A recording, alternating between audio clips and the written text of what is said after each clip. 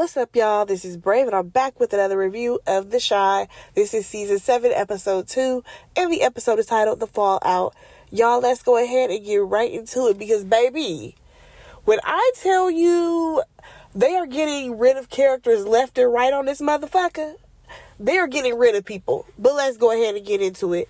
So we see Alicia, and it seems like she's trying to get some things together. I don't know what she had going on in her house, but next thing you know, Tiff pops up, and she's like, yeah, like, I need to talk to you. And she's like, okay, what do you want? And I'm just like, wait, what's this energy? How much time has gone by since Rob has passed away? What's happening? So basically, Tiffany tells her, I'm pregnant. And honestly, that whole attitude that Alicia had, it was gone. That completely softened her. And she's like, even though Rob, he won't be able to meet his baby, just know that they're going to raise this baby with love. And of course, she's assuming that the baby is a boy. So, of course, Tiffany is feeling super overwhelmed and alone. But Alicia ends up telling her, listen, just go ahead and come move in with me. And at first, Tiff didn't want to do it, but she ends up agreeing. Now, we move on from there, and we see Nook and that pastor. Y'all, I just knew that Nook was going to, say he was going to go see him, but never see him. No, he's actually having conversations with this damn pastor. And basically, Pastor Zeke, he asks him, what does Nook want? And Nook says that he wants God to forgive him for all the things he's done. Sir, you're still doing stuff, okay? Let's be honest here. But also, at the same time, Nook wants this to be a very quick process. He wants God to go ahead and forgive him immediately. And it's like, sir, no, you have to put in work. You need to build your relationship with God. Let's start there. But of course, with the way his lifestyle is, I don't see this man making no type of immediate changes, you know what I'm saying, to get his life right with the Lord. So basically, Nook says that, when he kills other people, it's kind of like an out-of-body experience because his mind goes to a total different place. So then the pastor, warns him, hey, when you get closer to God, your mindset is definitely going to have to change. So now Nook is like, oh, no, I can't do that. I can't do that. And it's like, sir, I get it. You are that dude on the streets, but it's like, either you're going to continue to be that dude and end up like Doodah, or you can get your life right. But here's the thing. Pastor Ezekiel, he ends up giving him his money back and was like, listen, whenever you're ready, then you can come on back. Baby, instead of giving him that money back, you should have gave him a goddamn Bible, and maybe he can start reading it. Moving on from there, we see Emmett and his brother Damien. So they're getting haircuts or whatever. And both of them are glad that Doodah is gone. My question is, where the hell is Jackie Long? Where is Jackie, y'all? Y'all know Jackie Long came in as a new character that was basically going to make Damien's life a living hell. And keep in mind, Emmett gave him a job at Smokey's. So I'm trying to understand, where in the hell is Jackie Long at? Because is he still there? Does he still work there? What's happening? Because I feel like we did not close up that storyline. So Emmett happens to notice that Damien is wearing nail polish. And he's like, yeah, I just kind of like it. I'm just trying to try something new. So, of course, Emmett is asking him, okay, so are you gay? Or, what's going on? And we learn that he is not gay. He is into women, but he's also open to different energies. I'm just like, okay, let's see what we do with this storyline, right? But baby, where I think they're trying to take it, I'm not interested. So Emmett tells his brother, listen, I'm gonna love you anyway. I don't care who you into. I'm like, okay, cool. Now moving on, we see Alicia, and she welcomes Tiff home. Baby, that room was looking like a hotel. I said, oh, this is real nice, Tiff, real nice. And we do see Keisha come over. And here's the thing. Keisha is questioning Tiff if she feels like she's moving too fast by moving into Alicia's house. And I'm just kind of like, I wouldn't say that she's moving too fast. Honestly, maybe this could give her and Alicia some comfort. And also, I cannot imagine being in that house I don't even have my son with me. It's just me. I'm pregnant in a house that I shared with Rob. That's going to be a lot of memories for her. So maybe she may need a break from that. So, of course, she still needs them to watch EJ. And Keisha, she ends up telling her homegirl, hey, girl, I'm pregnant. So, of course, now they are both pregnant. And honestly, y'all, it is very clear that Tiffany is still in her head about, how much she loves Rob, how much he would have enjoyed being able to experience being a father. And yes, he did step up for EJ, but that still wasn't his biological kid. And also, because we know how he treated EJ, we know he would have been a good dad. So, Tiff, it's a lot. But we gonna get through it, girl. We're gonna get through it. Now, moving on from there, y'all, we see Lene. Lene is so pretty. Oh, my gosh. Such a pretty girl. But all the girls on this show are, and the women are beautiful on this show. We see she's at the house. Keep in mind, she's still staying at Nina's house. As we know, Nina got the fuck on with the brat. AKA, what was her name? La something. LaShawn? No. I can't remember the brat's character name, but y'all know she got on with her. And basically, Dom walks through the door, and Lene's like, who is you? And why are you here? And Lene, of course, is feeling some type of way because she has no idea who this girl is. Yet Dom is so happy. She's like, oh my gosh, you're Lene. It's so nice meeting you. I heard all these great things about you. Jamal, you got some explaining to do. And it was so crazy because the way Lene was looking at Dom, it was like, Dom, read the room, baby. She not feeling you. Now, at this point, Jamal ends up walking in, and Lene is like, who is she? Why is she here? What's going on? And Jamal's like, I moved my girlfriend in. Negro, you barely just got in the door. How the fuck do you feel so comfortable to just go ahead and move your girlfriend in? And baby, this is a very, very new relationship. Y'all ain't even been together for a month. I'm just trying to understand, why did he feel that comfortable? What you need to be doing is focusing on working, getting your life together, and rebuilding your relationship with your sister. You couldn't even do that because you're so busy trying to get with the next woman. Jamal, get it together, please. So, we learned that Lene wants to have a conversation with her brother, and I don't blame her. Moving on from there, we get Nook and Bakari. And basically, Bakari asks Nook if he can stay with him until he finishes school. And Nook is like, yeah, that's cool, that's fine. You're going to be sleeping on the couch, but that's cool. And here's my thing. Y'all, why the fuck is Bakari still working for these people? I get it. He done seen too much shit, but he ain't making no money. What type of job is this if this boy can't make no money? Well, I should say man. This man can't make no money. He didn't have no money to afford a laptop. Now he got to sleep on people's couches. You mean to tell me y'all can't get him some cheap studio apartment? But Jake got one. So I'm not understanding how Bakari is working in streets, but he can't get an apartment. How is he still crashing on couches? I don't understand. But moving on from there, Nook asked him if he needed money for school. And Bakari's like, nah, I got a scholarship or whatever. And Nook is like, how you get a scholarship? And he's like, oh, Mr. Garner pulled some strings for me. AKA, baby, he about to be working for Alicia, so he might switch sides on you, Nook. Keep your eyes open. Moving on from there, we get Emmett and Keisha. They're at home, and clearly they have their work cut out when it comes to these kids. She feels like the kids need to be on a routine. If you're going to be taking this one to this class, this one needs to be doing this. And keep in mind, y'all, another one of Emmett's kids is at the house at this point. So we got EJ, Lil Ronnie, and another one of Emmett's kids. So, Emmett, here's the thing, sir. I understand that you have to work, but at the same time, if that's the case, then maybe you need to get a babysitter. You need to figure out a way so that way you can afford all these goddamn kids that you have and the activities that they need to be in. It is so crazy to hear Emmett talk about how much pressure has been added on because EJ is there full time now, as if EJ only gets to come around during spring break. It's wild. I'm just like, Are the kids ever with you? Or do y'all just keep the house with just you, Keisha, and Lil Ronnie? I'm not understanding how your world just got completely shaken up, sir.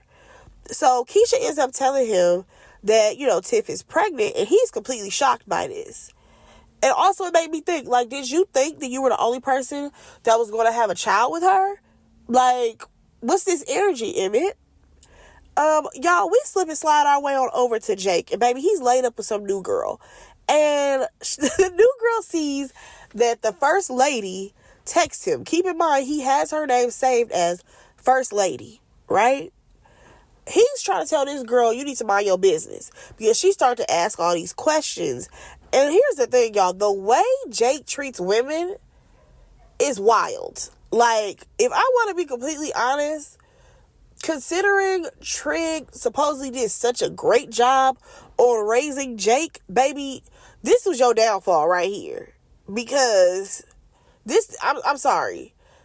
The way he has treated Gemma in the past, the way he's moving with the first lady and, he's messing around with this random girl, it's giving Trig you did not influence any decisions that boy is making at this point.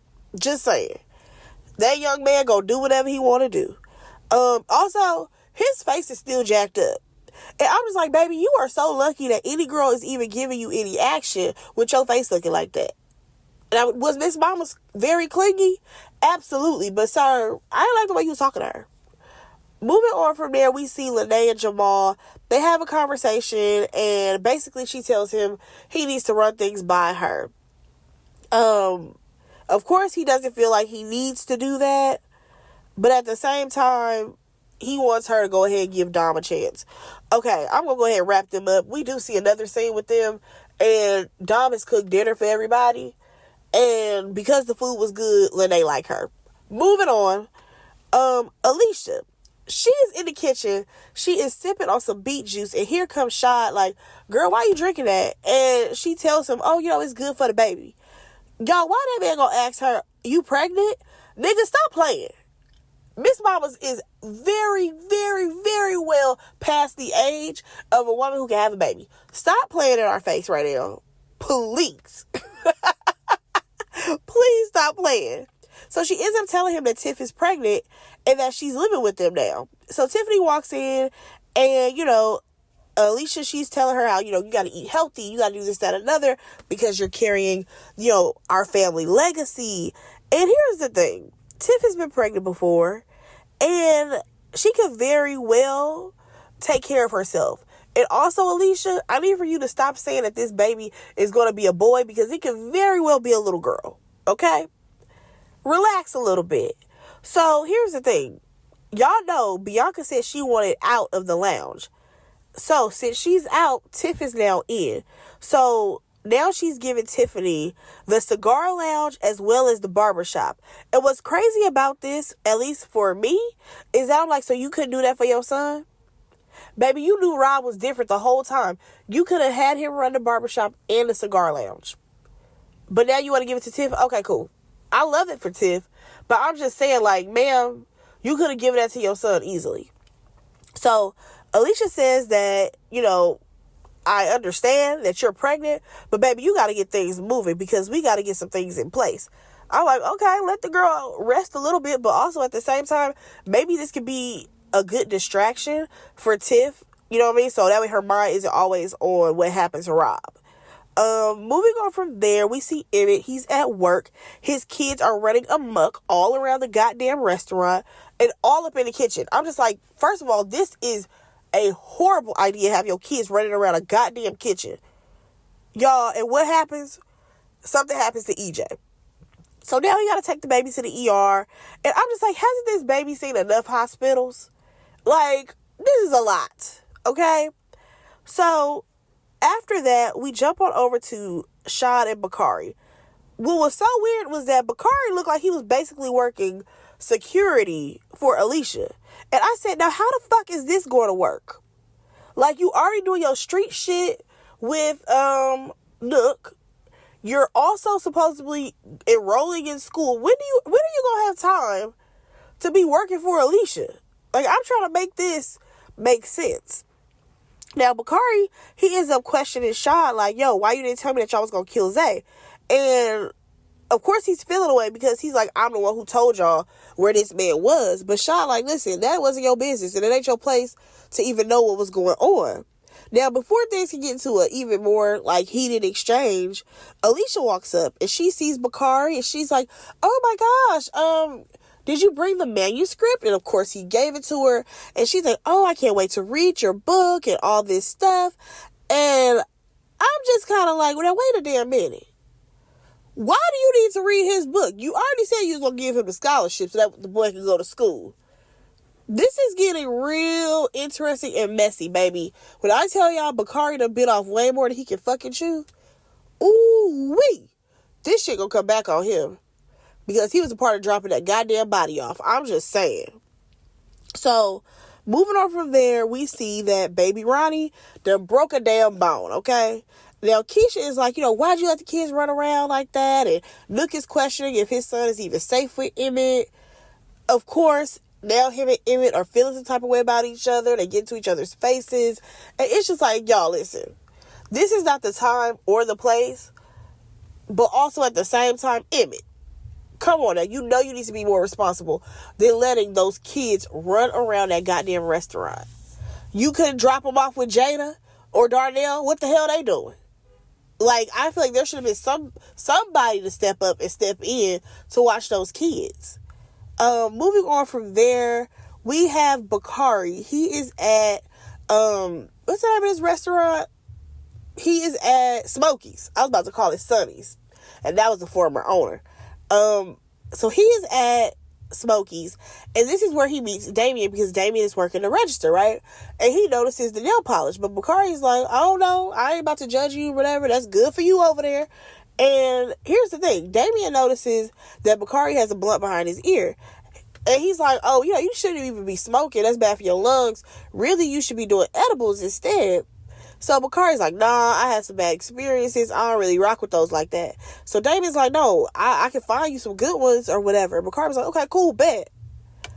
See, here's where things are about to go left. Because what we not about to do is have this man fall for Bakari. I need for y'all to stop this shit right now. They can be cool. They can be friends. Because I do think that, Bakari, I know y'all be trying to have him kicking with the young guys like Papa and Jake. But really, he probably should be hanging out with people that is more of Damien's age range. Because if we want to be technical, him and Coogie should have been way older than Jake and Papa. You know what I'm saying? But like I said, what we not about to do is have him have some type of feelings for Bakari, because Bakari ain't never gave that he's interested in men. It never gave that. I don't see that being a thing. And also, I like Damien's character, and I don't want his feelings to get hurt. Okay? Now, I did see in the preview that Karrueche, she's going to be on the show, and I did see that, he had like his arm wrapped around her. So maybe that's going to be a situation, but I just don't like this road that they low-key trying to set up. Now, moving on from there, y'all, we see Victor and Shad there at the cigar lounge. And Victor, he's questioning, if Alicia is the person that took out Zay. And Shad did not confirm. But, baby, let me tell y'all what had him shaking in his boots. When Victor cracked a joke, it was like, yeah, because, Alicia, she like guys that's younger than you. Baby, that man was shaking in his boots like, where you hear that from? Who told you that? Breathe, baby. It was just a joke. But clearly, you must have thought that Bakari was about to be your replacement. Interesting. So then Tiff ends up walking through the scene, and she's carrying this big box. Now, Victor offers to help her, right? But here's the thing. She says that she got it, which is fine. But here's my problem. Shad did not move a fucking inch. And that pissed me off. That was a major side eye for me, because I'm like, this girl pregnant. You see she carrying this big ass box that look like it has a bunch of like glass bottles in it. You didn't think to offer to fucking help her? That shit pissed me off. I'm just like, so as much as I want to like Shad's character, he be doing shit like this, and I just be like, nigga, stop being fucking lazy. So Victor, he does tell Tiff that he's, sorry for her loss.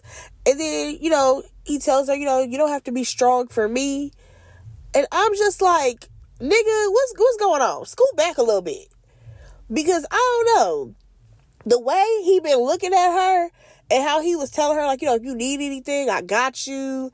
And of course she's like, okay, well, since you said you want to help out, I need help revamping this lounge. And I'm just like, okay, great, because baby, the lounge needs a new look for sure. But at the same time, I don't want y'all setting her up with Victor either. I want that girl to heal. I want that girl to have her baby. I want her to still have some memories of Rob. Give that girl some time. But also at the same time, yes, that nigga needs a job. Because y'all know, Victor quit his job the last time we checked. So this nigga need a job. Look at Tiff. Tiff, you a boss, baby. You just got there. You already employing people. Moving on from there, y'all, we see Papa and Jake. And they talk about, Zay getting killed. And Papa is like, I got to go over there and say something to Kenya. I got to tell her. Nigga, what? How has she not heard it from somebody other than you? And why do you feel like that's your job, that you need to go tell this girl that her boyfriend got murdered? Like, Papa, scoot back.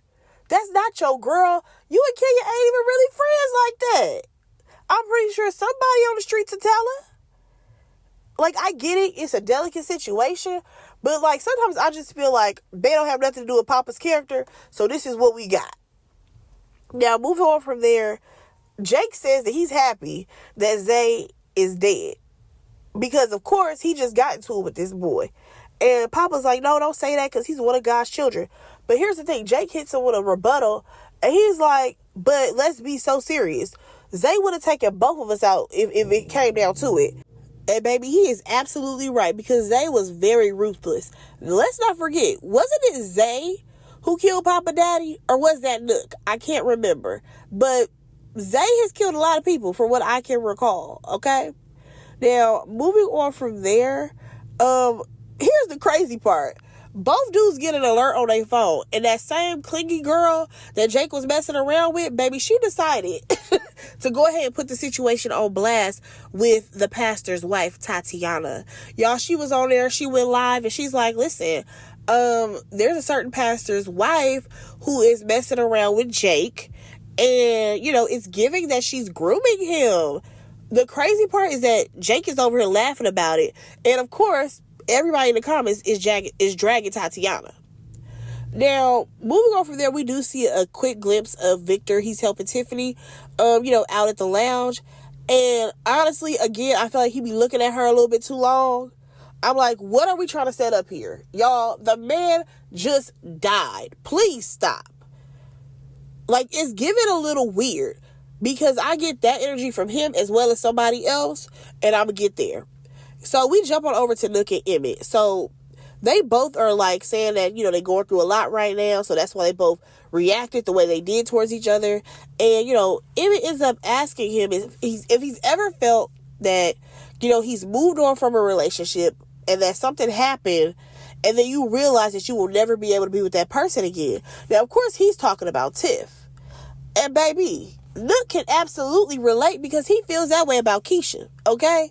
He still wants Keisha back if we want to be completely honest. Now, Emmett, he does open his big ass mouth and he tells Nook that Tiff is pregnant. So now Nook feels like shit. But I'm just like, you should have felt like shit to begin with because you should have never killed Rob. Be so for real about yourself. Also, y'all, I gotta be honest. The way they are brushing off death on this show right now is kind of pissing me off.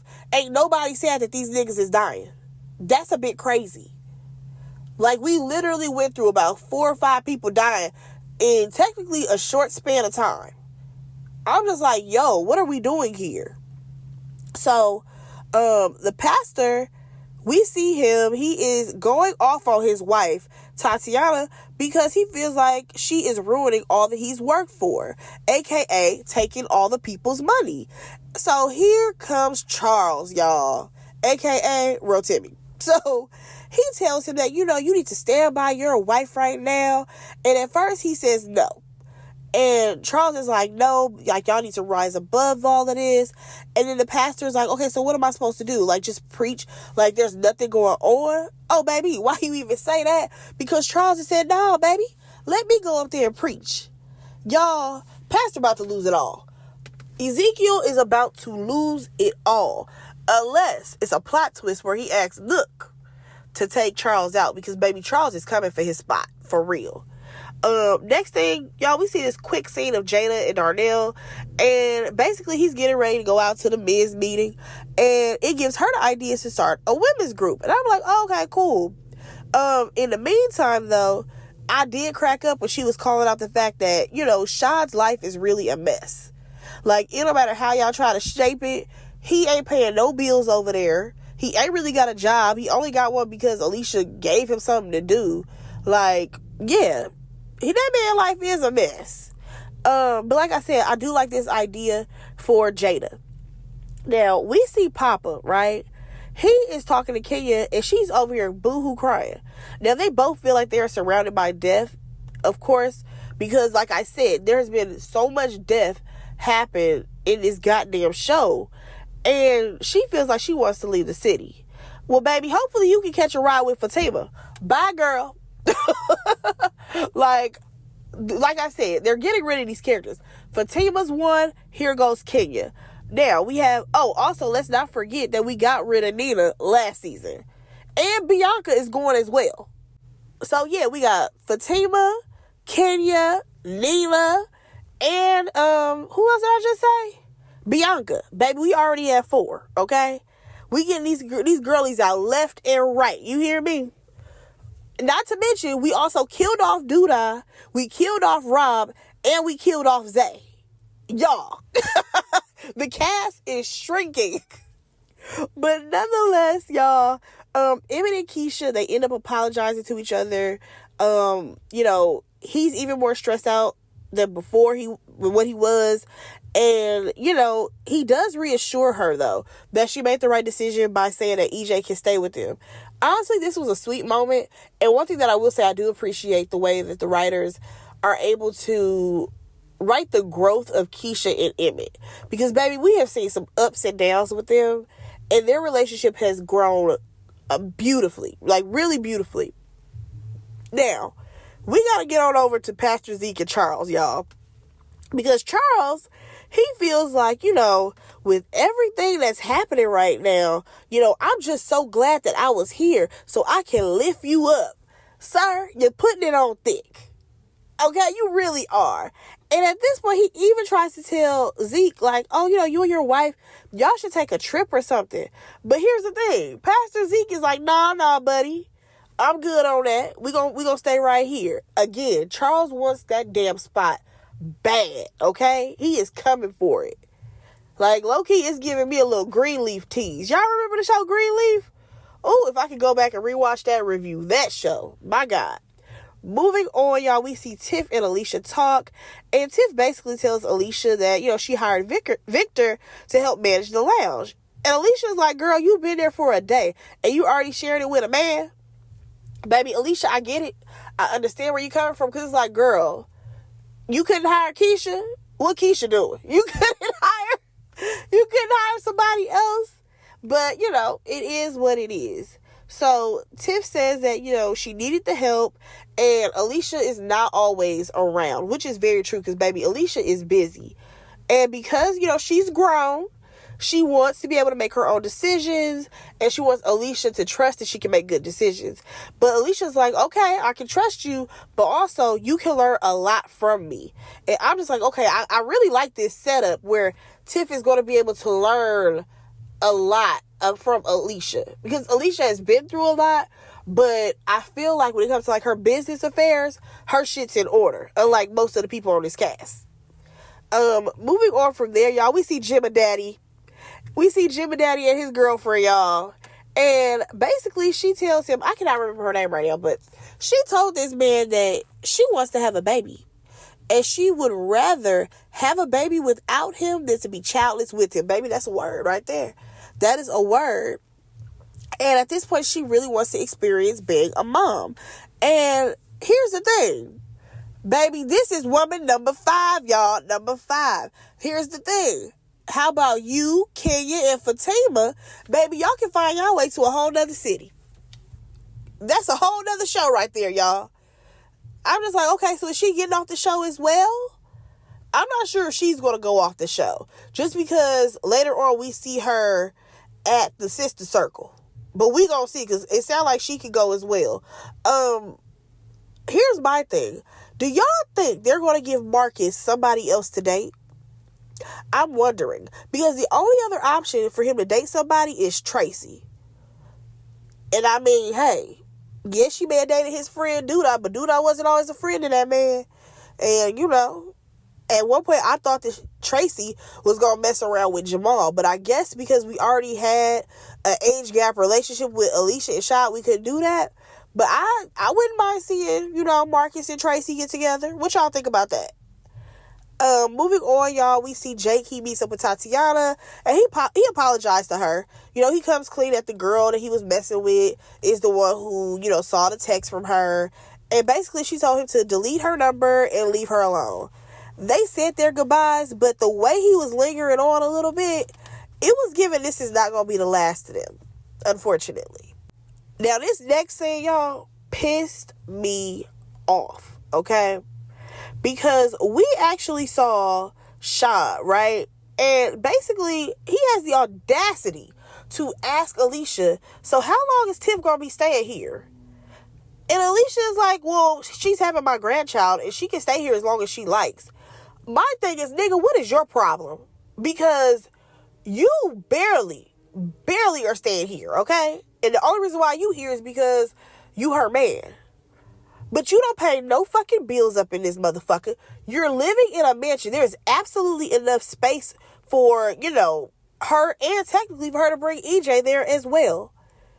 Like, I just don't understand why he felt any type of way. So then he's like, well, you know, I just feel like things are happening and I don't have a say. You're right, you don't have a say. Why did you think that you would?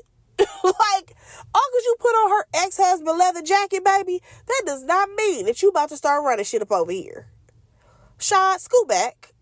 So then he assumed that she was going to be like moving Bakari in, and she's like, no, why would I be moving him in? He's just my scholarship recipient. Nothing more is going on over there. Baby Shad, you are so insecure because you already know when Alicia kick your ass to the curb, you really ain't got nowhere to go. Not a place to go. Moving on from there, y'all, we see Nook. He is going to talk to Pastor Ezekiel again. And again, I'm not exactly understanding why Nook is trusting him so much. When I'm just like, Papa Daddy is who you should have been trusting. We don't know this man like this. But nonetheless, Zeke ends up asking him about the people he's killed and if they ever haunt him. And, you know, of course, Nook is like, yeah, but how he copes with it is that he smokes a lot. And at this point, Pastor is like, you know, who haunts you the most? And he's like, well, you know, there's this one guy who I killed because he disrespected me. And I found out that his girlfriend is pregnant. And here's my thing. I feel like you keep talking, and I feel like the more you keep saying to this pastor, he gonna be able to blackmail your ass. I'm just saying, like, it's giving. The pastor's going to be able to blackmail you with some of this shit, but we going to see what happens. Also, Nook, he says that he feels like a monster. And here's the thing. It's crazy how the pastor was like, you know, being a pastor, you have to come close with the devil. And a lot of times, you know, pastors were living wrong and all of this stuff. And that is very true. A lot of pastors are crooked as hell. And I'm just like, look, you are a monster because, like I said, you have killed some people unnecessarily, especially Rob. But I do like the way that the pastor is talking to him. It's very different than how he talks to his congregation because he's trying to get money out of them. He's a lot more relatable. I said, hold on a second. Don't tell me I'm about to start liking Pastor Zeke. Because y'all know I can't stand his ass for the way he done Papa. Also, when Charles came back, did he just drop Papa completely? Because we ain't seen them in no scenes together. I'm just saying. So, y'all, we go to the lounge, and this is where the new men's meeting is happening. And Darnell is like, oh, yeah, this is a real nice spot. And Victor's like, yeah, now that me and Tiff are taking over. Nigga, hold the fuck up. Hold the fuck up. You a little too comfortable, okay? Talking because me and Tiff, scoot the hell back. Like, you saying this as if you running the shit. No, Tiff just hired you. Relax it. So then he's like, yeah, this place is going to be a place of community and conversations. A cigar lounge? Nigga, what the fuck the community got to do with that? Whatever. So my thing is, you trying to do all of this at the cigar lounge. Hold on, buddy. How about you go ahead and take your little men's meeting? Let's take it over to Rock. What's going on at the Rock, y'all? Is Rock still around? Y'all know that was Tracy's little nonprofit. Y'all, is that still around? Let me know in the comments. Moving on from there, y'all, Shad has the audacity to say that the mansion is getting crowded. Well, nigga, you can go. You are taking up space. You can fucking go. And then Jamal, he over here loud and proud that he done moved Dom in. But baby, why did Darnell say, yeah, because you got you a nice woman right there. And then Emmett chimes in as well. I completely forgot that Dom messed around with the son and the daddy. I completely forgot about that, baby. Jamal, you got to go ask Dom some questions, okay? So, moving on, y'all. At the same time of this man's meeting, we also see that the ladies are meeting up as well. So, of course, we have Jada, because this is her little event. We have Jada, Keisha, Tracy, and Big Jim. Y'all, I cannot think of that girl's name to save my life. I'll have it for the next episode. But basically, she tells them that, she broke up with Marcus because she wanted kids. And then Tracy, she goes on to admit that, now she can move on because Duda is dead. Girl, he replaced your ass so long ago. I'm trying to understand why you were holding out hope. Why were you holding out hope for Duda? What the hell, Leontay? Girl, get it together. So at this point, they're happy that this sister circle has started. And Keisha hopes that Tiff will be able to join, whenever she's ready. And next thing y'all know, we see the youngins. They at some type of party. Bakari is high as hell. And he kicking it with Damien, right? And he's like, yo, if I wrote a book, would you read it? So Damien's like, yeah, sure. Again, what the fuck are we trying to set up here? Because it's not giving what y'all think is giving. Because I just don't see it. I don't see it. Not for these characters. I don't need Damien's heart to be broken or for him to catch no feelings for this boy, because Bakari, again, ain't never gave he's interested in guys. Just throw that out there. So, y'all, we see Nookie, he at the lounge. I'm like, nigga, what the fuck are you doing here? Like, you are bold as hell. The way that man is operating is crazy. And basically, he tells Tiff that he won't be taking her money. You know what I mean? And also, at the same time, he tells her that he's sorry for her loss. And she's like, yeah, you should be. Baby girl, if you only knew. Baby girl, if you only knew that man is responsible for your loss, okay? So then, he tells her, oh yeah, congratulations on a baby. And I said, no, hold the fuck up. So, Tiff is taken aback. Because she's like, who told you that? He told me, yeah, I got my ear to the streets. No, nigga, Emmett, big mouth ass. So, again, she was trying to open up that door that she couldn't get Victor to open either. Like, she was struggling. And Nook knew how to open up the door or whatever. And he's like, yeah, if you need anything, just let me know. Again, y'all, I don't like the energy that this show is setting up.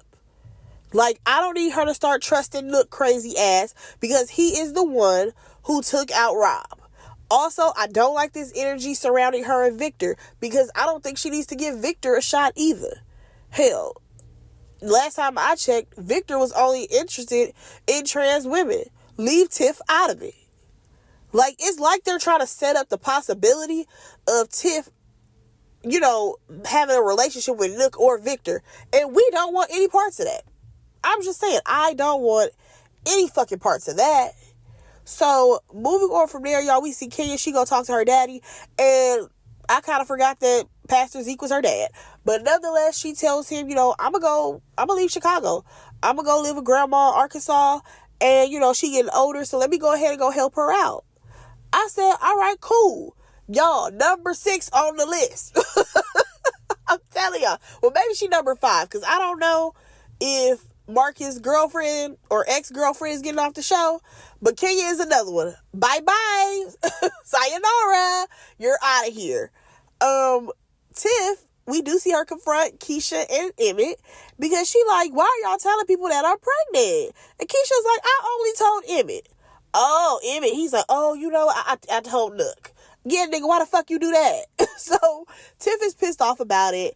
And Emmett is like, you know, when'd you talk to Nook? And she's like, oh, you know, he came by the lounge to tell me that he won't be taking any more of my money. So Emmett is like, oh, okay, that's nice. I said, nobody thought that was a red fucking flag? Nook ain't got no heart. Why wouldn't he take her money? You know what, I guess. Because Rob just died. So maybe that's why. So y'all, let me get to the end of this show. Because we see Maisha. Baby, we ain't seen Maisha. Maisha looks good, okay? And she's talking to Papa. And she's telling him, you know, Kevin invited me to come out to LA. You know, things were a little rocky because with him being in LA, I'm here in Chicago. Like, the long distance thing, it just ain't working. But my man want me to move out to LA. And baby, I'm going with him. I said, okay, girl. Okay. And also, like, let's not forget that she does like her photography thing. And that's where her, you know, that's where her life was kind of taking her. She didn't want to do music anymore. So I love that for her. Maybe she could transition to be like his videographer, you know, whatever. It won't even matter because at the end of the day, we don't even know about Kevin's storyline. Nonetheless, Papa, he get a little upset. Like I said, what you get a little upset for? Because he feel like everybody leaving. And here's the thing. We learned that Papa definitely still has feelings for Maisha. But at the same time, we know that he would never try to cross that line the way Jake did. And it's given Maisha kind of felt the same. But again, she ain't Gemma. So we're going to leave that where it's at. Again, you guys, we are letting go of these cast members left and right.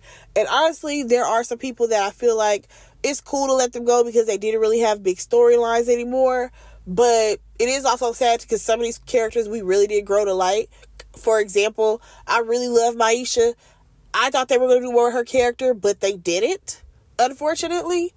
And, you know, kind of is what it is.